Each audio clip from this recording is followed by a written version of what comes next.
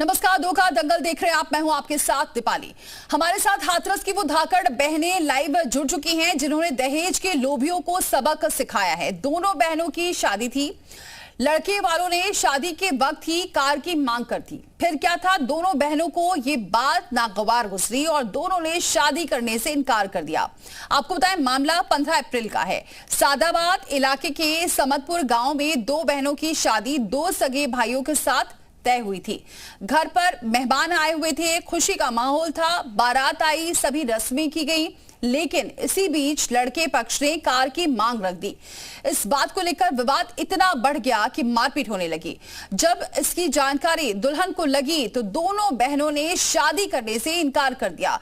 दोनों दुल्हन थाने पहुंच गई और दहेज की रकम वापस कराने की मांग करने लगी। पुलिस ने दोनों पक्षों को में समझौता कराया। आइए अब दोनों बहनों से हम बातचीत करेंगे और जिन्होंने न केवल बहादुरी की मिसाल पेश की है बल्कि दहेज के लोभियों के खिलाफ जाने की हिम्मत भी जुटाई है। चलिए बातचीत करते हैं। हमारे साथ जुड़ चुकी हैं दोनों बेटियां ही। और शिवानी का जरा रुख करते हैं। शिवानी, सबसे पहले तो आपकी हिम्मत की दाद देनी पड़ेगी। बहुत इसके लिए आपको बधाई, इसलिए क्योंकि दहेज की मांग, एक तरफ तो कह रहे हैं कि दहेज की मांग अब कम हो रही है, लोग दहेज की मांग नहीं करते हैं, लेकिन फिर भी ऐसे कई केस सामने आते हैं जैसा कि आपके साथ भी हुआ है। कैसे आपने ये फैसला लेने की हिम्मत जुटाई, क्योंकि लड़कियां ही ये फैसला ले नहीं पाती हैं?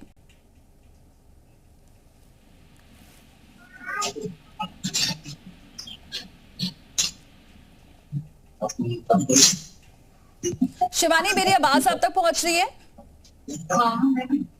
शिवानी, आप बताइए कैसे आपने ये हिम्मत जुटाई, क्योंकि लड़कियां ही ज्यादातर ऐसा होता है हिम्मत नहीं जुटा पाती हैं और आपने शादी करने से भी इनकार कर दिया और आप थाने भी पहुंच गए।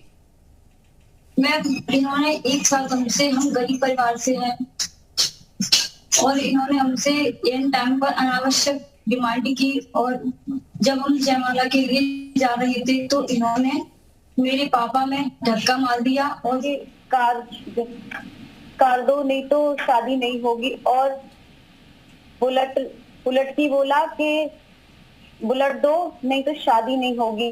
और इन्होंने मेरे पापा में धक्का मारा और मारपीट चलते शुरू हो गई।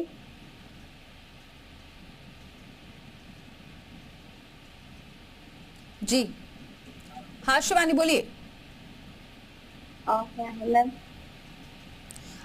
शिवानी, ये जो दहेज की डिमांड की जा रही थी, ये शुरू से की जा रही थी या एन वक्त पर की गई है? मैम, शुरू से नहीं थी, पहले इन्होंने एन वक्त पर की थी। ये जैसे हमारी शादी सामूहिक हुई थी तो इन्होंने कुछ नहीं कहा, ये बोले कि हमें लेने नहीं आए। फिर इन्होंने ये कहा कि हम अपने घर परिवार वालों को दिखाएंगे, हमें दावत के लिए पैसे दो, सामान दिलवाओ। तो मेरे पापा इनकी डिमांड पूरी करते गए।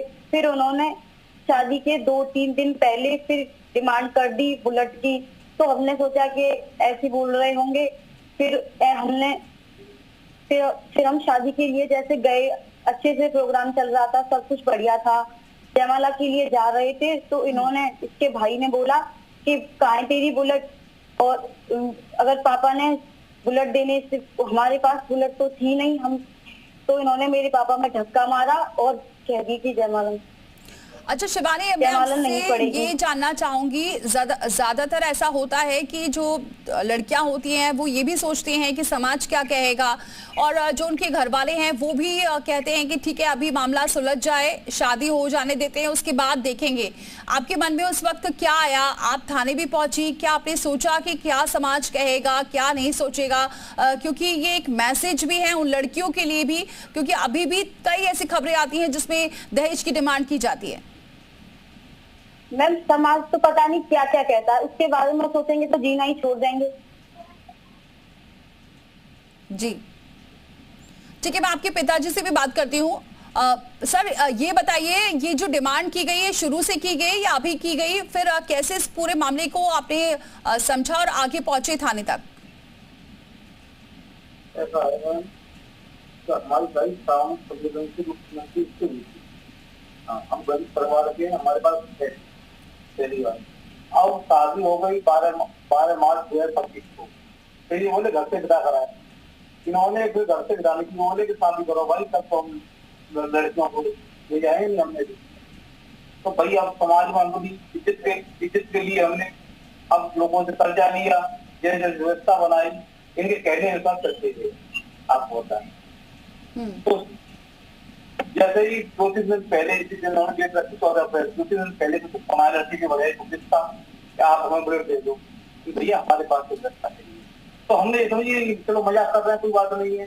अब जब पहुंच गए वहाँ, सब व्यवस्था हुई, उसके बाद जैसे जयमाला का प्रोग्राम उन्होंने रखा, हमारे वहाँ कुछ नहीं था। ये सब भाई हम फिर भी पैसा लेते गए और हमारी जो मजबूरी बनी, हम सोचते हैं कि हमारी नीलाम न हो, इसलिए हम इनकी कहने का तो करते गए।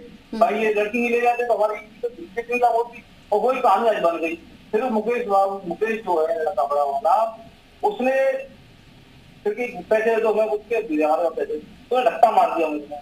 अब मैंने धक्का मार दिया तो मैं साइड में हुआ तो मैं छोटे लड़के को पकड़ लिया, फिर भांजे को, फिर उन्होंने हम बंद करके हमें मार लगाई सब में। मेरे हाथ में बैग का थैला था, जो बैग था जो लोग कन्यादानों के लिए पैसे देते हैं, वो भी ले गए। फिर 100 नंबर फोन किया हमने 112 नंबर पे, और 112 नंबर फोन किया। जब पुलिस आई मौके पे, हमारी बहन का फोन ले गए। सुनील, अब क्या एक्शन लिया गया इस मामले में? इनकी ये क्या चाल थी इसके बारे में हमको जाना भाई, हम तो सीधे गाँव से आते रहने वाले। जैसे इन्होंने हमें ब्लैकमेल किया, अब हमारी इज्जत तो नीलाम हो ही गई, हम हमारी चौकी पर। ठीक है, शिवानी से जरा बात कर लेते हैं। शिवानी, आप क्या मैसेज देना चाहेंगे जो आपने कदम उठाया? क्या ऐसे और भी लड़कियों को उठाना चाहिए, क्योंकि एन वक्त पर अब दहेज की डिमांड करने लगे? हाँ मैम, सब लड़कियों को दहेज के खिलाफ आवाज उठानी चाहिए, क्योंकि कोई होता है देने लायक, कोई नहीं होता। किसी के पेरेंट्स कैसे कैसे पैसे करके उन्हें दहेज देते हैं, वो तो वही जानते हैं। ठीक है।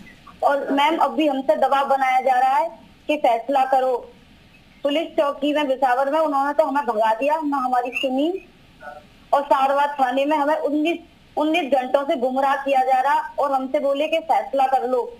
और जब हमने फैसला नहीं किया तो इन्होंने, हम एसपी साहब के पास गए ना, इन्होंने हमारी FIR दर्ज की। एसपी साहब ने हमारा सपोर्ट किया, हमारी FIR दर्ज की, और उन्होंने कहा कि तुम्हें इंसाफ मिलेगा। ठीक है शिवानी, आपने बहुत अच्छा कदम उठाया है। उम्मीद है कि आगे भी लड़कियां भी ऐसे कदम उठाएं जहां ऐसे दहेज की डिमांड की जाती है। बहुत शुक्रिया आपका हमारे साथ जुड़ने के लिए।